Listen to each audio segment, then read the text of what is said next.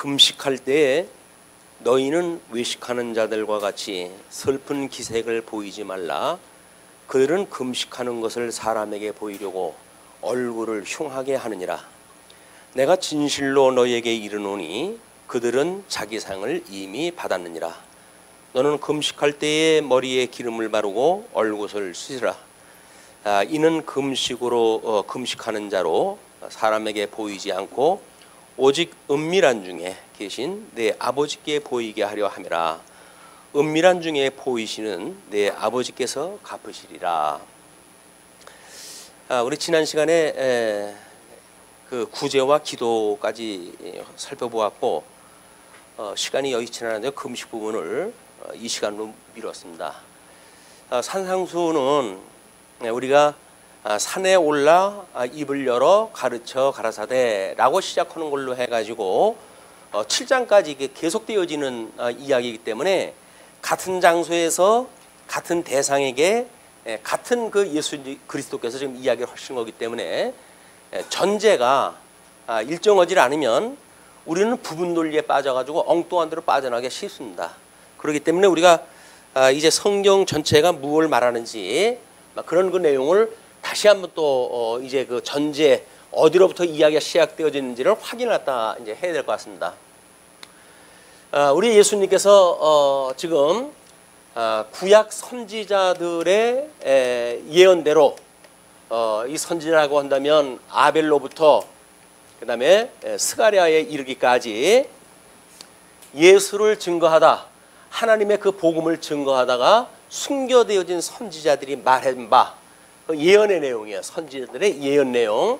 이 예언 내용이 우리 예수 그리스도에 대해서 지금 예언한 내용이기 때문에 구약 선지자들의 예언대로 오셔서 이것을 행하며 가르치시는 이 가르치시는 예수 그리스도에 대한 이런 그 내용이 지금 소개가 되어졌다고 우리가 이걸 확인했다 했어요. 구약 성경은 선지자들의 예언했던 우리 메시아가 과연 어떤 분인가를 끊임없이 이야기를 했고 그 구약 선지자의 예언대로 예수님은 이 땅에 오셔서 이제 그 성경을 행하며 가르치시는 분이라고 그렇게 이야기를 했습니다.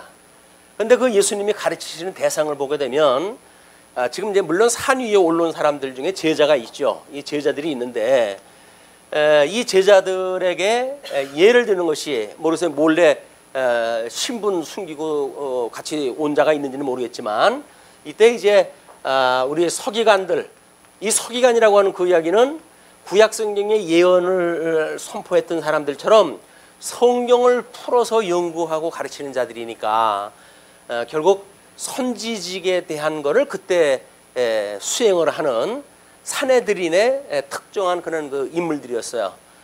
이 서기관들과 바리새인들이 이제 있었는데 이 바리새인들 이런 그 사람들이 행하는 이들의 의보다 낫지 못하면 하나님 나라에 결단코 들어가지 못한다 이렇게 한 자들이 있고 그리고 이방인이 함께 언급이 되어진다 그랬어요.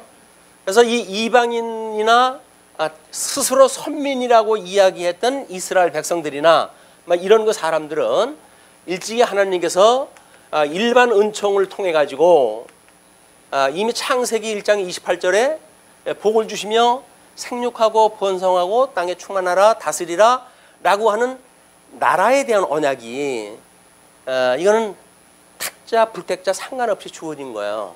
그래서 우리 이제 개혁교회의 목사님들이 그 창세기 1장 28절을 문화명령이다 이렇게 이야기를 하는 겁니다. 문화명령이다. 왜냐면 택자 중심으로만 성경이 기록되어진 것이 아니라 보니까는 불택한 백성들한테도 이게 이야기가 전부 언급되어져 있거든요. 그러니까 이거는 문화명령이다. 그리고 택자들에게 주어졌던 이제 우리가 이렇게 하나님께서 1장 28절에 이야기를 했지만 아담이 불순종을 했어요. 여기 다시 이제 거슬러 올라갑니다. 하나님께서 천지를 창조하시고 여섯째 날 아담을 만드셨어요. 이 아담에게 하나님께서 지금 복과 나라를 약속을 했고 이제 우리가 확인했다 했습니다. 그런데 이 복과 나라를 언약받았던 아담을 하나님께서 에덴에 그를 이끌어들이고 여기서 선과 악을 알게 하는 가일나무 열매를 따먹지 마라. 그걸 따먹으면 죽는다. 근데 그 예수님의 경계를 우습게 여기고 불순종을 갖다 허물어 해가지고 하나님께서 추방을 시키셨다고 그렇게 이야기를 했어요. 이걸 우리가 이 시간 개념으로 이렇게 쭉 여기서 선을 긋는 거는 칠판에서 이렇게 쭉 선을 긋는 거는 이게 우리가 통시적이다 이렇게 이야기를 하는 겁니다. 시간을 관통하는 개념을 지금 설명하기 위해서는 구약과 신약이라고는 역사적 배경을 통해 가지고 지금 우리가 성경을 해석을 하다 하는 내용들이에요. 그런데 우리가 이제 이 아담에게 주었던 그 언약을 실체적인 언약이라고 이야기를 하죠. 이 실체적이라고 하는 그런 그 언약은 이스라엘 백성들에게만 주어지는 것이 아니라 모든 백성들한테 주어지는 거기 때문에 이런 그 내용을 우리가 공시적으로 이해를 갖다 한다 이렇게 이야기합니다. 공시적. 그러니까 이 공시라고 하는 이야기는 우리가 공통적으로 같은 시대에 같은 그 시대적 배경을 어떻게 우리가 이해하는가에 대한 문제이기 때문에 매우 중요한 거예요. 근데 그동안은 우리가 사도신경을 고백을 했다 할 때처럼 천지를 만드신 하나님 아버지를 내가 믿사오고 그 외아들 독생자 예수 그리스도를 믿사오고 그리고 성령을 믿사오니 해가지고 삼위일체 하나님에 대한 그런 그 내용을 통시적으로 우리가 고백을 한단 말이에요. 그 통시적으로 하는 그 고백은 성경이 담고 있는 의미를 다 포함하지 못합니다.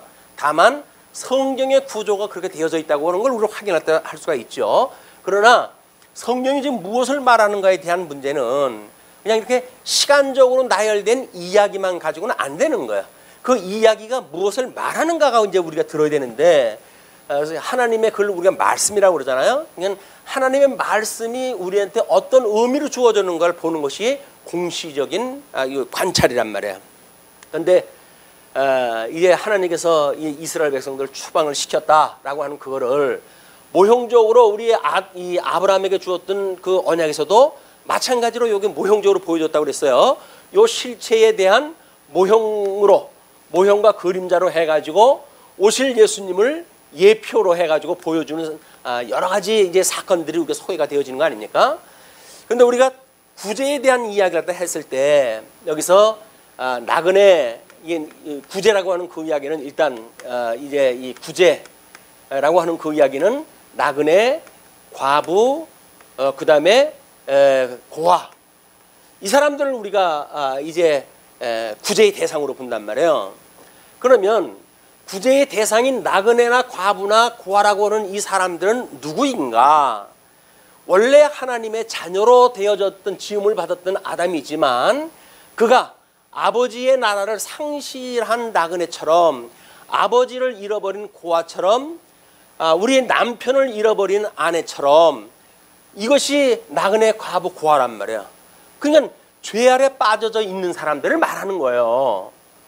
이것이 특별하게 뭐 돈 없는 사람 뭐 이렇게 며칠 이야기하는 것이 아니라 이런 공시적인 개념을 우리가 놓치게 되면 겨우 교회에서 돈 몇 푼을 구제를 갖다 하면서 구제를 했네 어쩌네 이런 그 이야기가 나오니까 성경을 너무 협소하게 본단 말이에요.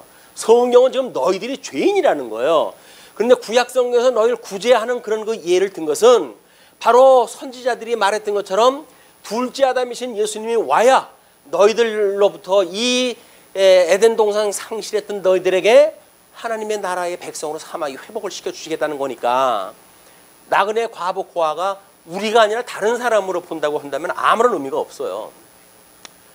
물론 예수님도 이제 우리를 구원하시기 위해서 아버지의 집을 떠나가지고 오신 분이에요. 하나님과 동등됨을 취하지 아니하시고 나다시셨다. 그 이야기는 이 모습으로 오셨단 말이에요. 이분으로 이렇게 오셔가지고 나그네와 과부와 고아로 살고 있는 우리들의 모든 죄를 대속하시고 이분께서 우리를 구원시켜 주신 분 아닙니까? 오늘 구원을 이야기할 적에 자꾸 구원을 받았다고 이야기를 하니까 맞습니다. 그런데 주기도를 갖다 할 때에 우리가 우리에게 죄진 자를 사해 준 것처럼 우리 죄를 사하시고 그리고 우리를 시험에 빠지지 말게 하시고 어디서 구해달라고요? 악에서 구해달라고 하잖아요. 그게 구원이라니까요. 아니, 구원 다 받았으면 악에서 구원해달라고 기도할 게 뭐가 있어요. 근데 우리는 구원 다 받았다고 하면서도 주님 기도에서는 꼭 악에서 구해달라고 그러니까 구하소서 그거 이제 구원해 주십시오 그 얘기라니까요. 뭐 다른 이야기인가요? 똑같은 이야기예요. 근데 우리는 구원 받았다고 생각이 들면서도 여전히 악에서 구하소서라고 기도를 또 해요. 그럼 그 이야기는 뭐예요? 받았고 받고 있고 받을 것이라고는 영원한 구원을 이야기하는 거기 때문에 그 예수님 믿는 알량한 지식을 가지고 내가 구원을 받았습니다. 나는 섰습니다. 나는 다 이루었습니다. 라고 하는 사람들은 넘어질까 조심하라는 거예요. 성경이. 서긴 뭘 섭니까? 자기가 이루면 뭘 이루었어요. 이제 겨우 걸음말 갔다 하면서 마치 뭐 하나님께서 온전한 사람이 다 된 것처럼 해가지고 너스레를 떨고 그러니까 전부 외양으로 치장하는 거에 사람들이 빠지는 거예요. 예수님 오셨을 때 석인과 바리새인들도 마찬가지인 거예요. 그러니까 성경이 무엇이라고 말했는가에 관심이 없고 문자적으로 이해했다 해가지고 섰다 이루었다고 이야기를 하고 그리고 다른 사람들한테 자기네들은 행하지 않고 가르치는 자들의 이자들이 그러니까 이들 경계라 그 이야기입니다. 겉모양만 그럴듯하게 치양을 했다 하는 이런 그 자들에 대하여 그렇게 해놓고 이제 두 번째 우리가 이제 기도에 대한 내용을 갖다 했단 말이에요. 그 기도가 우리는 양식을 주시옵고 이렇게 양식을 주시옵고 그럼 이 세상의 걸 먹고 사는 것이 우리가 세상에 사는 이치인지를 아는데 주님께서 이제 그 시험을 당하실 때에 40일이나 금식한 이후인데도 불구하고 그가 살아가는 그 이치가 무엇인가를 시험을 통해서 우리한테 가르쳐 주셨어요. 이제 뭐 먹고 마시는 그 문제도 마찬가지죠. 겨우 뭐 밥숟갈이나 주면서 구원시키고 주고 이런 그 이야기 하는 거나 또는 뭐 우리 하나님의 뜻이 이 땅에서 이루어지기를 구하는 이 기도의 내용인데 지난 시간에 많은 걸 기도해야 그것이 하나님께 들어주실 줄로 생각하지 마라 그랬잖아요. 중언부언하지 마라. 그거는 이 이방인들도 그렇게 한다는 거예요. 이제 뭐 주시오라고 하는 것은 이방인이라고 하는 것은 일반 종교를 이야기하는 겁니다. 즉 일반 종교에서 말하는 모든 자들도 그런 신간을 가지고 그렇게 기도를 보면 살아가요. 뭘 그렇게 맨날 다 하라는 거예요. 하루 3끼 먹고도 넉넉한데도 불구하고 다고 이렇게 이야기를 하니까 이런 그 자들에게 이제 살아가야 되는 그런 그 이유 근본된 목적이 뭐냐? 인간의 제일 근본된 목적이 뭐냐? 하나님을 경외하고 그 하나님만으로 영화롭고 하는 것이 인생의 본분이라고 하는 걸 이제 기도를 통해서 이야기를 했잖아요. 이렇게 나그네가 되고 과부가 되고 고아가 되어진 자들은 온전케 하셨던 이 예수님을 통해 가지고 이 기도가 이루어지니까 이 기도의 내용이라는 것은 우리 주님이 오셔가지고 이루실 내용들을 우리한테 구하는 거예요. 이게 기도가 내용이 여기까지 이제 공부가 되어졌어요. 그래서 이제 그 기도의 내용도 시험에 빠지지 않는 모든 영역에 대한 걸 우리 기도한다 그러지 않았습니까? 뭐 달라고 하는 그 기도는 이방인들이나 구하는 거라고 이야기하시니까 주님께서 우리한테 기도하는 그 이야기는 뭐 시험에 빠지지 않는 거 기도를 갖다 하라는 거예요. 그러면 우리가 인생이라고 하는 것이 영으로 지음을 받았고 육으로 흙으로 이제 우리 몸을 빚어가지고 그 코에 생기를 불어넣어가지고 우리가 사람이 되어졌다고 이렇게 얘기했잖아요. 우리가 그러니까 우리가 이거를 영성이라고 이렇게 이야기를 했고 지성이라고 그랬고 심성이라고 그랬고 감성이라고 그랬고 이걸 덕성이라고 하는 인격적 구분을 해놨단 말이에요.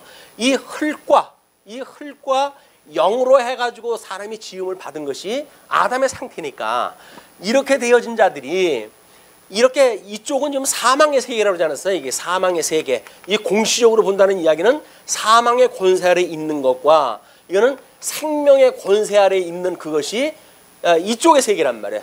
그러니까 이쪽은 사망의 세계, 이쪽은 생명의 세계. 그러니까 우리가 이걸 통시적이고 이거 공시적이라고 했던 이야기는 지금 첫째 날 빛이 있으라함에 빛과 어둠을 나누셨던 그 권세가 지금도 종속을 갖다 한다는 거예요. 이게 첫째 날 지을 때만 그런 것이 아니라 오늘날도 이런 권세에 의해서 우리가 살아가고 있다. 이런 우리들의 인성을 가지고 이걸 우리가 이제 이해를 갖다 해야 되겠죠. 우리는 끊임없이 이걸 우리가 뭐라 그랬어요? 이건 육체의 소욕이라고 이렇게 이야기를 해서 육체의 소욕. 이거는 성령의 소욕이라고 이렇게 이야기를 했죠. 성령의 소욕. 그럼 성령의 소욕은 사랑과 희락과 화평과 오래 참음 양선 온유 절제 출성 이 충성 뭐 이렇게 해가지고 9개를 성령의 소욕이라고 해가지고 사도 바울이 우리한테 가르쳐 주셨어요. 그런데 육체의 소욕이라고 하는 건 뭡니까? 결국은 육신의 소욕, 그 다음에 우리 안목의 정욕, 그 다음에 이생의 자랑. 이것이 뭐예요? 이게 육체의 소욕이라니까요. 우리 죄에서 우리를 구해 주세요. 죄를 우리 용서해 주세요. 또 우리를 시험에 들지 말게 해 주세요. 악에서 구원해 주세요. 라고 하는 것이 이거로부터 우리를 구원시켜 달라는 이야기라니까요. 그럼 우리가 뭘 기도를 또 하겠어요? 기도가 이걸 구하라는 게 기도라니까요. 뭐 달라고 하는 것이 기도가 아니라 하나님 나라 백성인데 하나님 나라 백성처럼 살아갈 수 있게끔 우리를 뭔가 하나님의 뜻을 분별하고 영적 예배를 드리는 성도의 삶을 우리 드릴 수 있게끔 해주세요. 그 이야기예요. 지금 우리 살아가고 있는 이 삶이 하나님께서 우리를 향하신 기뻐하신 뜻이 무엇인가를 분별하고 그 여호와 하나님만을 우리가 이제 찬송하고 경외하고 그분이 계신 것, 우리 주 예수 그리스도 한 분만으로 우리가 모든 만사를 지족하며 살아가라 그 얘기거든요. 근데 족함을 아는 사람이 뭘 맨날 달라고 그러냐고요. 우리 족하지 못하는 거예요. 예수님 한 분 가지고 모자란다는 거예요. 근데 우리가 예수님으로 연합돼 가지고 지금 모든 구원의 역사가 이루어지는데 예수님 한 분은 부족하다고 그러는데 뭘 어떻게 해달라는 거예요? 여기다 플러스 알파 뭐 필요한가요? 그러니까 우리가 뭔가 잘 착각을 하고 있단 말이에요. 예수님 한 분이 구약성경에서 언약한 내용이고 이게 언약되어진 내용이에요. 신약성경에서 이분으로 해가지고 모든 게 성취되어진 내용이라니까요. 하나님께서 이 언약 섭리와 성취 섭리를 통해 가지고 하나님이 무슨 일을 갖다 하시는지 우리한테 보여주셨어요. 그냥 이 예수 그리스도 믿는 것이 너희들이 나의 일을 하는 거라고 이야기를 하지 않습니까? 우리는 우리들이 무슨 일을 갖다 한다고 그러면 마치 뭘 해야 된다고 생각이 드니까 그냥 이쪽에 사람들이 이야기하는 우리 이방인들이 생각하는 문화 명령으로 이해하는 사람들처럼 뭘 해야 된다고 생각이 드는 것을 일반적인 도덕이라고 우리 이야기를 한다. 모든 일반적 윤리가 이거로부터 시작되어 있는 거다 그 이야기예요. 그러나 우리는 예수 그리스도 하나님의 의가 되시는 이 하나님의 의가 되시는 예수 그리스도를 믿음으로 이 의의 열매를 맺게 되어지는 게 아닙니까? 이걸 우리가 믿음의 열매라고 그랬고 이걸 성령의 열매라고 이렇게 이야기를 했어요.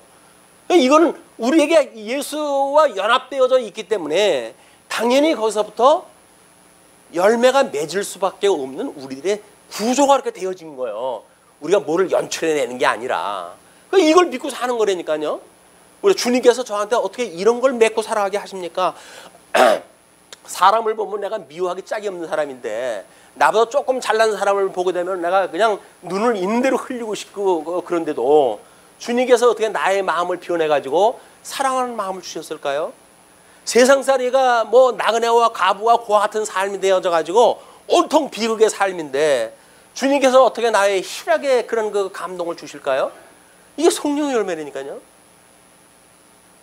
예, 조금 우리들한테 뭐 이해관계가 걸리게 되면 우리 이 등에다 칼을 꽂고 싶은 우리인데 사악한 우리인데 어떻게 주님께서 우리에게 화평케 하십니까? 이게 우리가 성령의 열매로 나타나는 거니까요. 사랑과 희락과 화평, 오래 참음, 조급증이 나가지고 뭐 단시간도 못 견디는데 근데 우리 주님께서 온전히 구원하시는 그날까지 나이 70, 80, 90대 해가지고 죽을 때까지 어떻게 우리한테 이렇게 오래 참을 수 있는 믿음을 주셔가지고 주님을 마다하지 않냐고 매달려서 주님 앞에 우리가 살아갈 수 있는 견인의 은혜를 우리한테 주십니까? 이게 우리 전부 찬송할 내용들 아닌가요?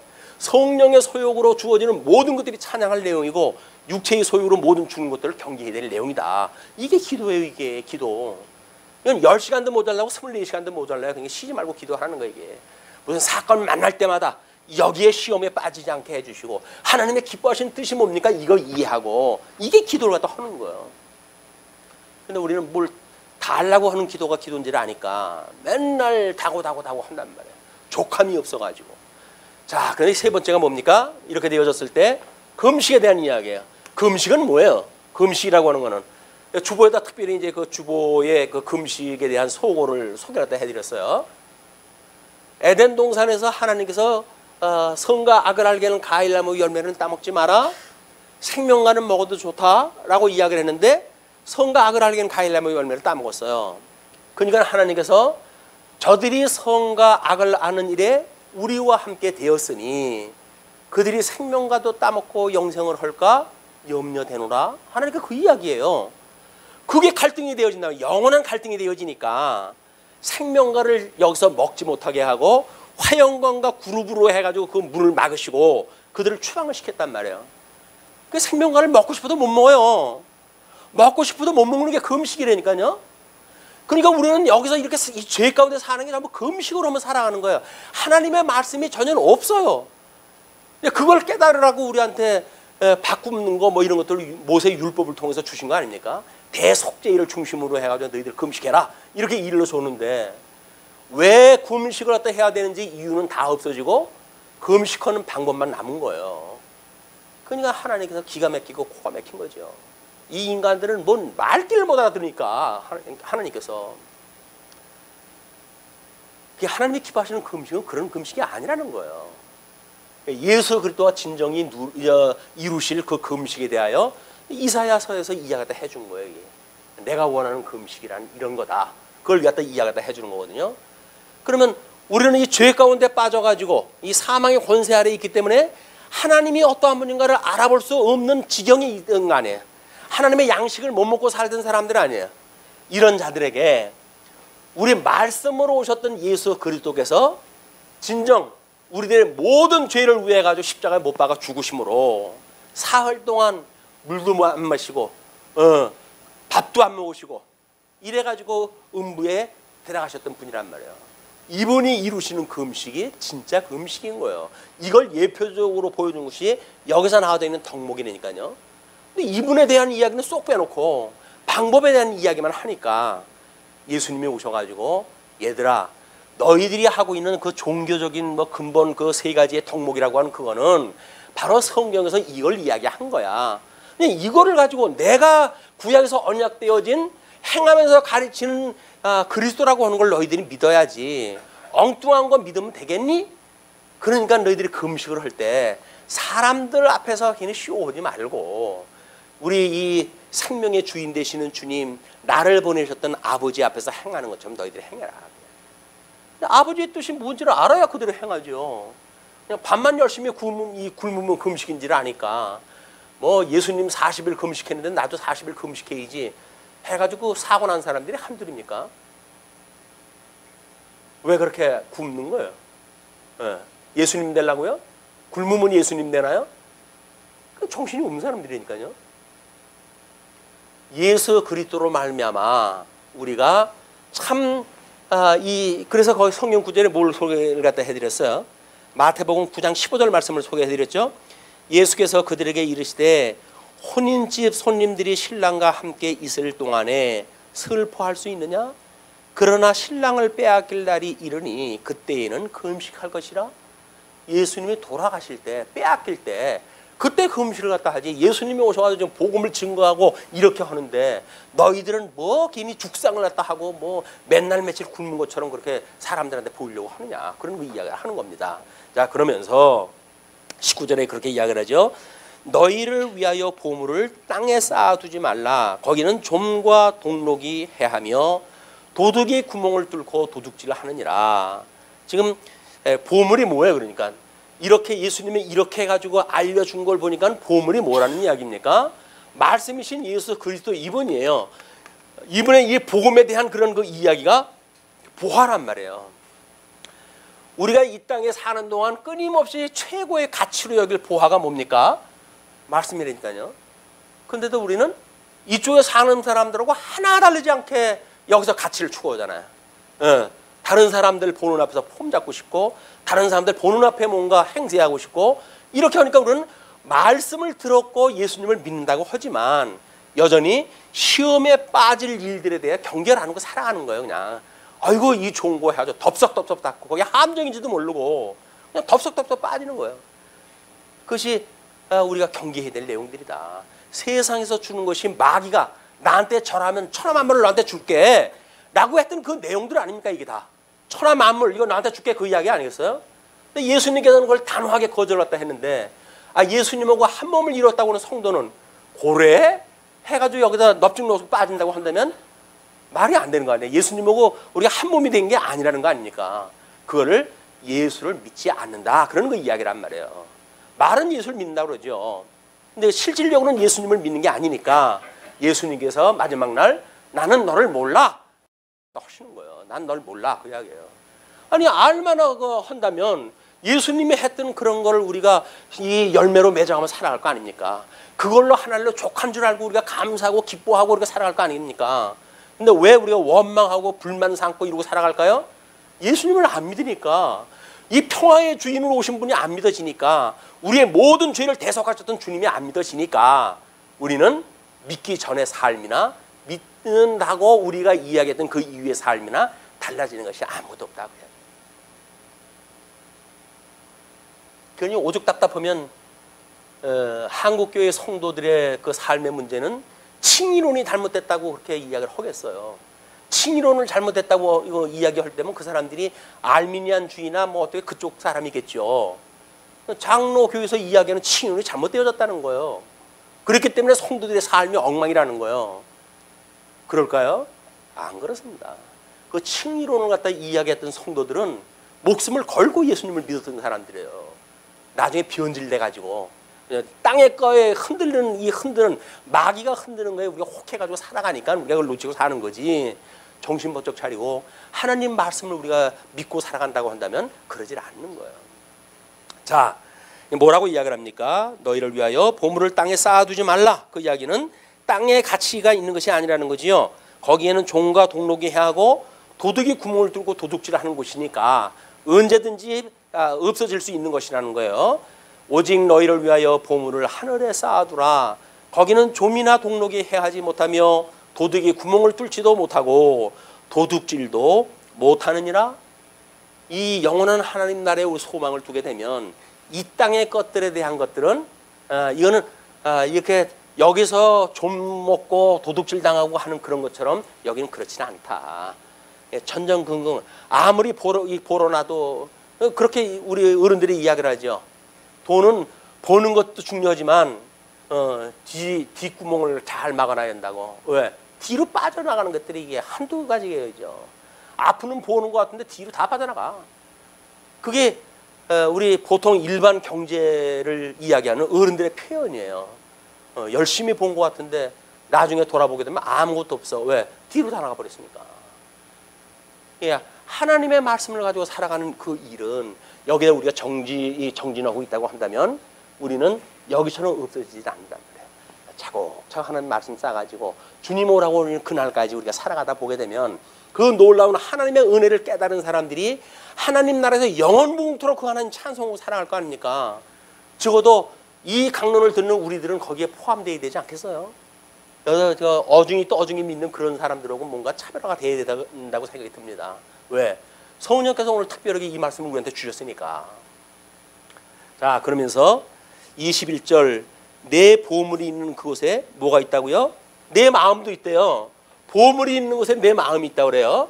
그러면 우리가 이거는 이제 거듭나고 중생한 영혼이에요. 우리 하나님을 아버지라고 부르는 사람들이에요. 예수를 그리스도로 믿는 사람들의 영이에요. 그렇다고 하면 우리들의 마음이 이 마음이 우리가 이걸 마음의 정의가 기억, 감정, 그 다음에 생각, 이것이 깃들이는 것, 이걸 우리가 마음이라고 사전적으로 정의를 한다고 그랬어요. 그러니까 우리들의 모든 이 지성활동이나 감성활동이나 심성활동이라고 하는 예수를 믿는 성도의 인격적 믿음의 그 작용이라고 하는 그 이야기는 끊임없이 전인적인 거예요. 근데 오늘 성경 공부를 머리로 해버리니까 머리로 하는 거는 일반 공부를 그렇게 하는 겁니다. 머리로 외워가지고 하는 공부지요. 이거는 마음으로 깨달아지면서 공부를 하는 거예요. 깨달음의 종교입니다. 하나님의 말씀을 듣면 생명의 역사가 우리한테 작동이 돼가지고 죽었던 내가 살아났구나라고 하는 어떤 깨달음이 있어야 되는 거지. 머릿속에다 입력시키는 거 가지고 뭘 한다고요? 그럼 컴퓨터에다 입력시켜버리지. 그런 걸로 되어지는 거 아니에요. 그렇기 때문에 전인적인 하나님의 사역이 필요한 겁니다. 교회는 말씀 가르치는 목사도 있어야 되고 섬기는 장로님들도 있어야 되고 집사님들도 있어야 되고 그러는 거예요. 그걸 뭘 기능적으로 해가지고 테이프 가지고 인터넷 강의 가지고 다 되어진다고요? 그럼 하나님께서 태초에 그냥 만들어 놓고 딱 끝내버리지. 그걸 못으로 그렇게 하셨겠어요. 그거를 가장 미련한 방법을 하니까 왜 해가 질까요? 그렇게 주장하는 사람들도 지혜가 없어가지고요. 그 사람들이 하나님 우습게 여기는 거예요. 하나님이 나보다 지혜가 없으니까 미련하게 마저 죽어가면서 복음 증거하라고 그런다. 인터넷으로 하면 자기 손 하나 대지 않고 그냥 하잖아요. 다. 자기 뭐 박해받을 게 뭐가 있어요? 복음 증거하다가 돌 맞을 이유가 뭐가 있어요? 아무것도 없어요. 그게 지혜롭다고요? 아니에요. 그게 가장 미련한 자야. 믿지 않는 자들. 믿는다고 한다면 돌에 맞아 죽을 각오를 갖다 하고 복음을 증거하는 거죠. 자, 이제 이렇게 우리 마음이 있다고 이렇게 이야기를 했습니다. 내 보물이 있는 그곳에는 내 마음도 있다. 우리의 가치가 있는 곳이 결국 우리의 마음이라는 거예요. 그러니까 우리가 마음이 없는 사람들이 이러고 저러고 말하는 건 아무런 소용이 없어요. 다른 사람이 날 욕을 갖다 했다. 아, 욕을 하는데 그럼 나한테 좋은 마음이 없는 사람이 욕하지고 살지 더욱 살겠어요. 그러다 왜 욕했느냐 그러면 뭐래요? 날 싫어하는 마음이 있기 때문에 그런 건데 어쩔 수 없어요. 눈의 몸에 이 눈은 몸의 등불이니 그러므로 내 눈이 성하면 온 몸이 밝을 것이요. 하나님께서 이 어두움 속에 우리를 다 버려버렸잖아요. 이 어두움 속에 이 상실한 마음에 우리를 내어버려뒀기 때문에 우리가 하나님이 어떤 분을 알아볼 수 있는 눈이 먼 상태로 우리를 갖다 보냈어요. 그러나 이 어두움 가운데 있는데 참 빛으로 오셨던 예수 그리스도, 이분이 하나님의 뜻을 우리한테 알려주신다고 한다면 이분 한 분만으로 말미암아서 예수로 그리스도 말미암는 모든 이 주님의 몸된 교회의 성도들은 이분으로 말미암아 온전해질 수가 있다는 거예요. 참 빛이 들어와야 되는 거예요, 이게. 그런데 예수 그리스도라고 하는 그분이 우리들한테 그 몸이 등불이니 그러므로 내 눈이 성하면, 그 내 눈이 성하면 빛이 들어올 수 있는 예수 그리스도 그분으로 말미암아 온 몸이 밝을 것이요. 눈이 나쁘면 온 몸이 어두울 것이니, 눈이 나쁘다는 이야기는 뭐예요? 하나님의 말씀을 듣고도 지네 듣거를 우애 가지고 살아가는 이런 자들처럼 눈이 나쁘면 그 이야기예요. 재미난 거는 뭐 우리가 이제 소경, 뭐 장님, 뭐 여러 표현이 있잖아요. 요즘은 이제 시각장애자라고 설명하지 않으면 바깥에서 나가서 그렇게 뭐 장님이니 소경이니 그런 이야기하거든 붙잡아 갑니다. 그 사람들이 고발하게 되면 자기를 비하했다 그 이야기예요. 성경에서는 그렇게 설명이 되어져 있으니까. 근데 이제 시각장애자라고 하는 그런 그 분들이 정상인으로 살다가 그리고 그 시각장애가 되어진 사람들을 뭐라 그래요? 그런 그 사람들을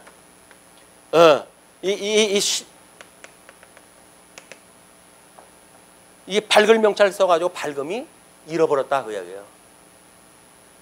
그냥 눈이 어둡다는 이야기는 이걸 잃어버리는 상태란 말이에요. 이걸 신령한 모습으로 보게 되면 하나님의 말씀을 우리가 잊어버린 것, 이걸 에덴 동산 내쫓겨진 상태, 이런 일반적인 개념이란 말이에요. 예수님이 오셔가지고 뭐 소경을 고치시고 이렇게 한 그 이유는 내가 참 빛이고 내가 너희를 온전케 하는 너희들의 눈이 되어줄게 라고 하는 예수 그리스도의 당신의 영광 선포란 말이에요. 근데 우리는 뭐 손 얹어가지고 뭐 장님이 뭐 병을 고쳤대나 그런 거에만 관심이 있으니까, 염불에는 마음이 없고 제밥에는 마음이 있으니까 다 소용이 없는 거야. 중들도 마찬가지예요. 염불에는 마음이 없고 제밥에는 마음이 있는 걸 뭐 어떡해요. 저 사람은 얼마나 뭐 불전을 냈나, 맨날 불전 들여다보고 앉았고 되겠어요 그게? 자, 한 사람이 두 주인을 섬기지 못할 것이니 혹 이를 미워하고 저를 사랑하거나 혹 이를 중히 여기고 저를 경히 여김이라. 너희가 하나님과 재물을 겸하여 섬기지 못하느니라. 그래서 이쪽에 있는 그거를 이 사람들이 이제 하는 이 서기관과 바리새인들이 하는 이 사람들의 이야기를 재물이라고 그렇게 이야기를 했어요. 그리고 이 재물과 이 하나님이 참 소개되어지는 이분이 하나님이에요. 하나님. 우리 뭐라 그럽니까? 여기서 이걸 가지고 이제 이 뭐 수단적 가치다, 뭐 상대적 가치다 이렇게 이야기를 하잖아요. 그런데 예수님을 믿으면 이분이 참 우리에게 보화가 되어지고 이것은 너희들이 버려야 될 것입니다. 이렇게 이야기를 하게 되면 왠지 겁이 나잖아요. 그래서 예수 믿어가지고 고생할까 봐, 생 고생할까 봐 예수님이 날 사랑한다, 하나님이 날 사랑한다는 그 이야기를 왠지 조금 한 발짝 띄워놓고 이렇게 두고 싶었단 말이에요. 왜? 날 사랑한다면 난 무서워. 무슨 일이 벌어질 것 같아. 그 이야기는 뭐예요? 이걸 잃어버릴까 봐 그러는 거예요. 이걸 잃어버릴까 봐. 근데 이걸 겸하여 섬길 수가 있는 거라고요? 없대잖아요, 성경은. 그럼 뭐예요? 여기서는 물론 이거를 상대적인 표현으로 되어져 있지만 궁극적으로는 뭡니까? 하나님께서 언약했던 전체 주제가 뭐예요? 예수 그리스도라니까요. 신약성경에서 성취되어진 내용을 설명하는 게 뭐예요? 예수 그리스도예요. 근데 이분을 언약하고 이분을 성취했으니까 나머지 거는 그 하위 개념에 포함된다, 안 포함된다? 다 포함되어지는 거 아니겠습니까? 다 하나님이 정하신 양에 따라서 다 정해진 건데 이분만을 우리가 바라보게 되어지게 되면 그 이외의 거는 그냥 자연히 따라오는 거예요. 그 뭐 유대인들이 고기를 잡아주지 말고 고기 잡는 방법을 가르치러 우리 지도한다고 그러잖아요. 또 그걸 뭐 교육학적으로 이용했다 해가지고 뭐 이제 그걸 또 우리는 상당히 크게 이렇게 이야기를 하잖아요. 그게 내용이 결국 뭐예요? 고기를 잡아준다는 이야기는 이걸 준다는 이야기예요. 고기를 잡는 방법이라는 게 뭡니까? 이런 것들이 하나님을 깨닫게 하는 도구니까 하나님이 어떠한 분인가가 소개가 되어져야지 그걸로 해야지 만들어지는 걸로 인해 가지고 천지 만물 그걸 가지고 많이 취하냐 적게 취하느냐 이런 걸 가지고 우리가 가치관을 삼는다고 한다면 참 코막고 답답한 이야기다 그 이야기. 근데도 왠지 이 좋은 세상에 이걸 놓치게 되면 다 허물어지는 것 같잖아요. 그냥 우리가 노심초사 걱정을 하는 거예요. 영생을 얻으셨습니까? 아직도 덜 받으셨어요? 우리 그동안 뭐 공부한 것이 늘 섰다함도 하고 이뤘다함도 아니니까 온전한 구원을 우리가 이뤄가야죠.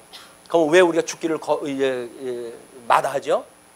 남은 인생 주를 위하여 열심히 더 배워가지고 하나님 나라의 그 크고 장엄하고 기쁜 그를 여기서 충분히 배웠으면 좋겠습니다. 그런 마음으로요? 아니잖아요.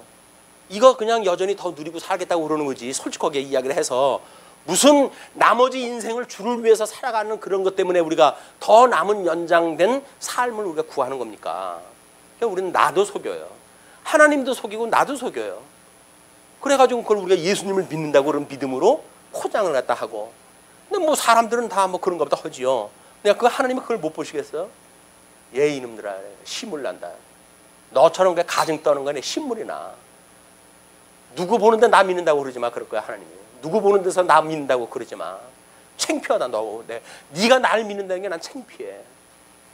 내가 나를 믿는다고 한다면 내 생명도 마다하고 나를 믿는다고 그래야 내가 너를 나의 자랑거리로 삼지. 나를 믿는다고 하면서 세상 사람들한테 눈치나 슬슬 보면서 그러고 사랑한다고 그러면 내가 창피해. 널 자랑 삼고 싶지 않아. 그 욥기에 나와져 있던 이야기라고요. 그 욥을 당대의 그런 그 유명한 사람으로 했는데 뭐 좀 재산도 먹고 뭐 재물 뺏고 건강 뺏고 그러니까 뭐라 그래요? 생일을 지어주고 그러지 않습니까? 하나님 책망하다 하는 거예요. 이런 그 예수 그리스도의 이런 그 원형이 여기서 지금 소개가 되어지기 때문에 모든 신앙생활에 어떤 원리적인 것이 지금 작동이 되어집니다. 그래서 우리가 신행의 원리라고 이야기를 하는 거예요. 그 믿음의 행위에 대한 그 원리도 그렇게 이야기를 했잖아요. 우리가 그 구제에 대한 문제를 뭐라 그랬습니까? 그 고린도서에서 사도 바울은 사랑을 이야기를 하면서 내가 내게 있는 모든 것으로 구제한다고 할지라도 사랑이 없으면 뭐라고요? 아무것도 아니라니까요. 아니 모든 것으로 구제하는 것도 아니잖아요. 있는 것 지극히 안 쓰는 거 그것도 뭐 집에 있어도 안 쓰는 걸 가지고 우리는 구제를 갖다 한다고요. 그러면서 생색을 내니까 사도 바울은 뭐라 그러는데요? 너희가 가지고 있는 모든 걸 가지고 구제를 갖다 한다고 하더라도 그 이야기예요. 그래서 사랑이 없으면 아무것도 아니라고 그러는데 사랑도 없는 데다가 남는 거 조금 가지고 구제했다고 생색 내시겠다고요? 말이 안 되잖아요. 이게 말이 안 되잖아요. 두 번째 기도에 대한 걸 뭐라 그래? 자기의 유익을 구하지 아니하면 자기의 유익을 구하지 아니하면 그럼 자기의 유익을 갖다 구하는 그런 그 이야기가 뭐예요? 사랑이 없으면 그것도 아무것도 아니라니까요. 열날 우리가 뭐 하나님 앞에 밤을 꼬박꼬박 새하면서 기도한다고 하더라도 하나님의 사랑의 징표인 예수 그리스도에 대한 복음의 내용이 없으면 다 말짱 헛일이다 그 이야기예요. 세 번째 우리 금식에 대해서는 뭐라고 이야기를 합니까? 내 몸을 불사르게 내어줄지라도 내 몸을 불사르게 열정적으로 뭐 그렇게 최선을 다해가지고 네가 한다고 하더라도 사랑이 없으면 아무것도 아니라는 거예요. 아무것도 아니라는 이야기는 뭡니까? 한마디로 너희들 열심히 모리는 거 하나님 앞에 티도 내지 마, 그 이야기예요. 근데 우리는 조금 한 거 가지고 뭐 주님 제가 이 일 했어요 저 일 했어요 이야기를 하니까 근데 난 너 모르겠다 그러면 난 너 모르겠다. 그래서 예수 그리스도 안에서 사랑으로 말미암아 열매를 맺는 사람들은 자기가 뭘 했는지 몰라요. 왜? 의도로 해가지고 한 게 아니니까 그냥 열매로 맺어진 거기 때문에 다른 사람한테 자랑할 것이 없어요. 그 내가 나에게 옥에 갇혔을 때 내가 나를 돌아본 바 되어줬고 내가 배고플 때 너희가 먹을 걸 갖다 주었고 목마를 때 마실 걸 주었다라고 이야기를 했더니 주님 제가 언제요? 저는 그런 적이 없습니다. 그래 저는 그런 적이 없습니다. 근데 뭐라 그래요? 지극히 작은 자에게 행한 것이 곧 나에 대해서 행한 것이라잖아요.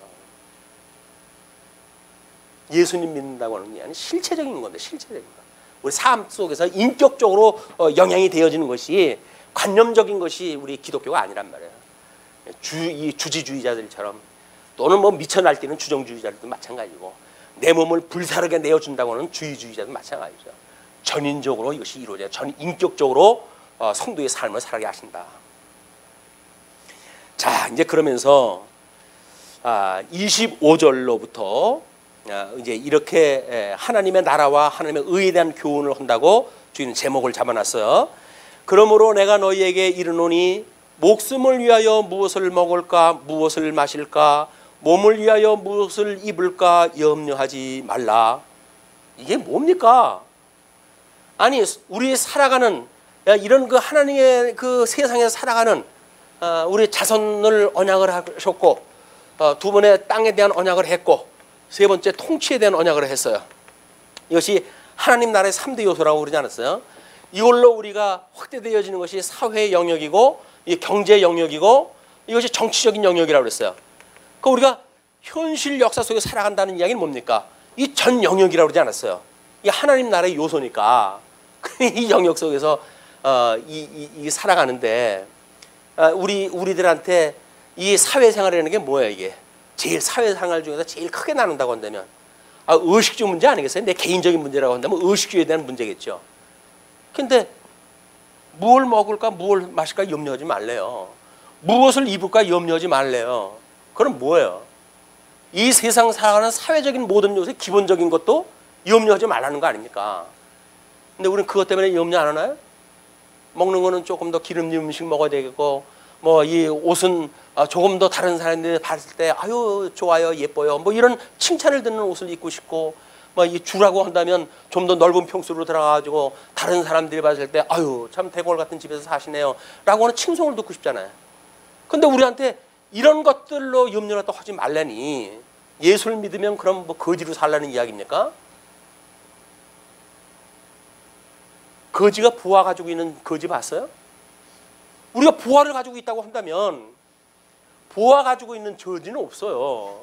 거지는 이것만 없는 게 아니라 부하도 없는 사람을 거지라고 그러지. 근데 우리 부하 대신 예수 그리스도를 우리가 그 안에서 살아가는 성도이니까 우리들은 예수 그리스도가 우리의 집이고 이분이 우리의 양식이고 이분이 우리들의 의의 옷이라고 하는 걸 깨닫고 이 세상에 살아가는 정말 성경에서 말하는 수단적 가치다 그 이야기예요. 수단적 가치로 이걸 준 거지 이걸 기능적으로 해가지고 누가 더 많은 거냐 좋은 거냐를 갖다가 이걸 판단하고 살지 말라는 겁니다. 왜? 이 옷이라고 하는 게 뭐예요? 예수 그리스도 우리의 칭의에 대한 이 칭의가 되시는 예수 그리스도의 옷을 기억하는 것이 우리들의 옷이에요. 근데 비싼 옷 입으면 뭐래요? 그것이 우리 예수 그리스도를 말미암아 내가 의롭다고 칭함을 받았어요 하는 은혜의 감동이 없는데 비싼 옷도 입으면 모르냐고요. 아무 소용없지. 기름진 음식을 먹으면 뭐래요? 주님이 나의 양식입니다. 주님이 나의 생명의 양식입니다 라고 우리가 고백을 깨닫게 하시는 그 일이 하루 세 끼 먹는 건데 세 끼 먹으면서도 여전히 주님이 온데간데 없어지고 우리는 뭐만 생각을 한다고요? 얼마짜리예요? 얼마짜리예요? 기본 7천, 기본 8천, 10,000원은 넘어야 그래도 이거 손님 접대한다 그러지. 이게 우리 삶이니까요. 예수 믿는다고 그러는 건 명목이에요. 명목상 예수를 믿는다 그러지 예수를 믿는 게 아니란 말이에요. 노인학에서 이제 이런 이야기를 갖다 해놨더니 그걸 책이라고 썼냐고 또 뭐 어떤 인간은 또 그렇게 비아냥거렸대는데 왜? 전부 이야기예요. 깨달아 알고 믿어 경외하게 하시기 위한 것이 하나님의 섭니다. 노인의 경지에 이르렀다는 이야기는 이걸 깨닫고 살아가는 일이고 이걸 찬송하는 일이다라고 이야기했다 하니까 뭐 허나마나한 얘기를 하냐. 허나마나하기는 그런 건 꿈도 안 꾸고 살던 그 인간이 뭘 허나마나한 이야기예요. 자, 그러면서 공중의 새를 보라. 심지도 않고 거두지도 않고 창고에 모아들이지도 아니하되 너희 하늘 아버지께서 기르시나니. 누가 기르신다고요? 하나님께서 기르신대요. 그럼 여기서 지음받던 아담 이후의 모든 인생은 누가 지금 다스리고 있는 겁니까? 생육하고 번성하라, 땅에 충만하라, 그리고 다스리라. 언약했던 하나님께서 언약을 이루어 가시는 거니까요. 그분께서 이걸 다 해가신다고요. 그 언약대로 이루시는 우리 아버지를 우리가 놓치고 보면 여기서 뭘 누리고 사는 것이 무슨 의미가 있겠어요. 아, 이게 하나님의 은혜군요. 이것도 하나님의 은혜고 이것도 하나님의 은혜고 이것도 하나님의 은혜고. 이 은혜가 충만한 사람이 다른 사람에 대하여 후욕을 갖다 하겠습니까? 등에다 칼을 꽂겠습니까? 원망을 하겠습니까? 시비에 의해 가지고 얽히겠습니까? 아니잖아요. 왜 우리가 그런 거에 걸린다고요? 내 육신의 소유가 빠져져 있기 때문에 이게 전부 시험에 빠지는 거라니까요. 그러니까 시험에 빠지지 않게 하시고 우리를 이 악에서 구원해 주십시오. 구원해 주십시오. 구하소서라고 이야기를 했더니 구원에 대한 걸 놓치니까 구원해 주십시오. 그 이야기예요. 근데 우리는 이거에 빠져 사는 거는 뭐 아유 우리 인간이 다 그러고 사는 거 아니겠어요? 맞지요. 다 그러고 살죠. 그러니까 예수님을 믿는다고 하는 믿음의 고백이 필요하단 말이에요. 근데 아유 너나 할 것 없이 다 이러고 사는 거야. 이건 우리 육체의 죄를 깨닫게 하시기 위한 거니까. 그건 뭐 한다고 해서 허물이겠어? 정말 그럴까요? 하나님의 뜻도 분별하는데 아무런 도움이 안 되는 거는 훈련을 주신다고요? 아닌 거예요. 우리가 뭘 모르는 거예요. 지금. 그러니까 너희 중에 누가 염려함으로 그 키를 한 자라도 더 할 수 있겠느냐? 우리 키를 키울 수 있겠어요? 염려함으로? 물론 뭐 현대 과학으로 인해 가지고 뭐 다리를 잘라 가지고 뭐 거기다 중간 뼈를 더 집어넣어 가지고 키우고 뭐 별 일들을 다 하더라고요. 잡아 늘리는 거, 뭐 관절 키워 가지고 뭐 어떻게 하는 거 뭐 해가지고 키 키우는 방법 해가지고 뭐 엄청나게 나오거든요. 성경 원천적으로 뭡니까? 인간을 만들어 놓고 모든 섭리하시는 거는 하나님이라는 거예요. 창조주 하나님이 하신다는 걸 이야기를 하는 거지. 이거 키 키우지 못한다는데 왜? 난 키 키울 수 있어. 뭐 이렇게 이야기해서 성경이 잘못됐다고 이야기하려고요? 그것도 또 고맙고 답답한 사람인 거예요. 또 너희가 어찌 의복을 위하여 염려하느냐? 들의 백합화가 어떻게 자라는가 생각하여 보라. 수고도 아니하고 길쌈도 아니하느니라. 그러나 내가 너희에게 말하노니 솔로몬의 모든 영광으로도 입은 것이 이 꽃 하나만 갖지 못하였느니라. 집사람 생일 때 한나 전도에서 백합을 선물하다 해주셨어요. 처음에는 이제 몽우리가 있는 거 뭐 만개하지 않은 그런 꽃을 이제 선물로 받아서 어떤 거 일부는 만개되어졌고 일부는 몽우리로 있고. 그리고 1박 2일 다른 데 갔다 왔잖아요.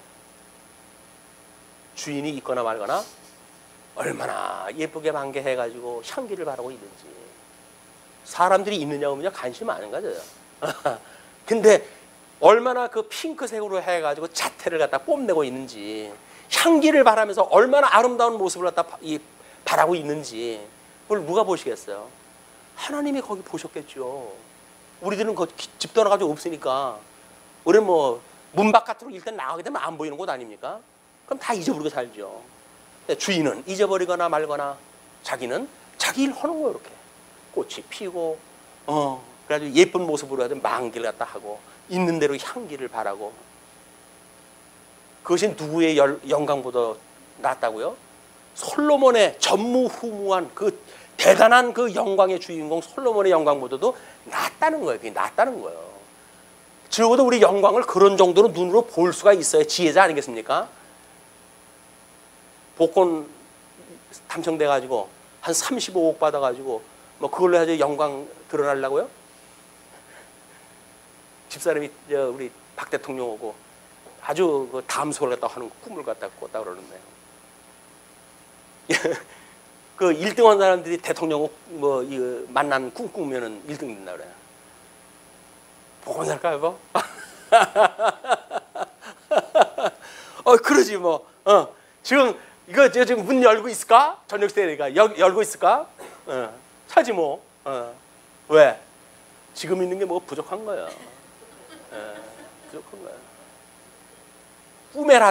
꿈에라도 그렇게 뭔가 좋은 꿈이라고 생각이 드니까 그냥 그거 가지고 마음이 들뜨는 거예요. 움직이는 거야. 사단이 우리들한테 35억짜리다 35억짜리다 흔들어야 그러니 그거 가지고도 우리가 그러는데 어떻게 하겠어요? 어떻게 하겠어요? 이 인간 말종은 어떻게 하면 좋겠어요? 인간 자체가 좀 소망이 없어요. 우리 주님께서 천상에서 성령을 보내주셔가지고 당신이 그 언약했던 그런 그 이야기들을 지상 사역을 하면서 이 언약했던 내용들을 성령을 보내가지고 우리들로 하여금 이걸 이루어 주시는 그 은혜를 깨닫게 하신단 말이에요. 그러니까 여기서 정말 조그만 거 하나 가지고도 우리가 이것도 하나님의 은혜요라고 생각을 해야 되는데 조그만 건 내가 한 거고 큰 거 하는 건 주님께서 하신 것이고 밥 한 끼 먹는 거는 내가 땀 흘려가지고 먹는 거고 35억 되는 건 하나님의 은혜입니다. 우리가 그럴 거 아니겠어요. 그러니까 하나님께서 사랑하는 자에게는 안 줘요. 35억짜리를 왜 줍니까 하나님께서. 정신 차려라 이놈아. 예수 그리스도 한 분만으로 우리가 족함을 깨닫고 산다고 한다면 있으면 모르고 없으면 모르겠어요. 거기가 천국이고 그것이 우리의 보화 가운데 이게 살아가는 우리의 삶인데 이런 은혜로운 삶이 우리한테 되어졌으면 좋겠다라고 하는 것이 말씀을 준비하면서 끊임없이 생각했던 그런 그 일들이에요. 묵상했던 그런 그 내용이고 오늘 있다가 내일 아궁이에 던져지는 들풀도 하나님이 이렇게 입으시거든. 백합꽃 보면서 그렇게 이야기를 했어요. 지금은 만개가 되어졌잖아요. 조금 있으면 아무리 물을 갈아주고 뭘 갖다 한다고 할지라도 이제 시들기 시작을 할 거예요. 그럼 어쩔 수 없이 소각용 쓰레기에 합해져 가지고 배출될 것이고 그렇게 되면 불구덩이에 이제 들어갈 겁니다. 쓰레기 태우는 곳 그 온도가 몇 도나 된다고요? 엄청납니다. 그 속에 버려지는 거예요.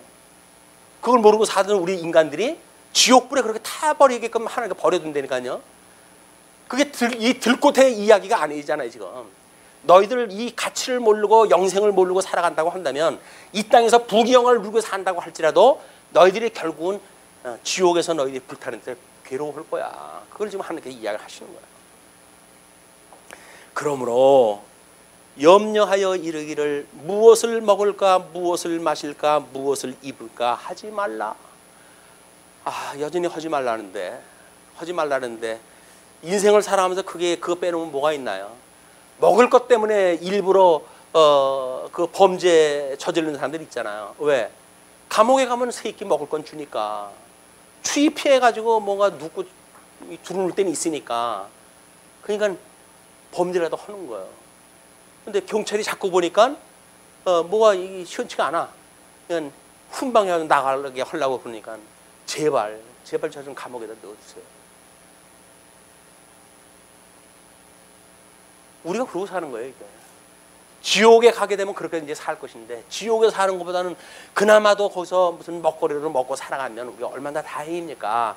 라는 생각도 하는데 우리에게는 생명의 양식 되시는 그리스도가 우리와 함께 있어요.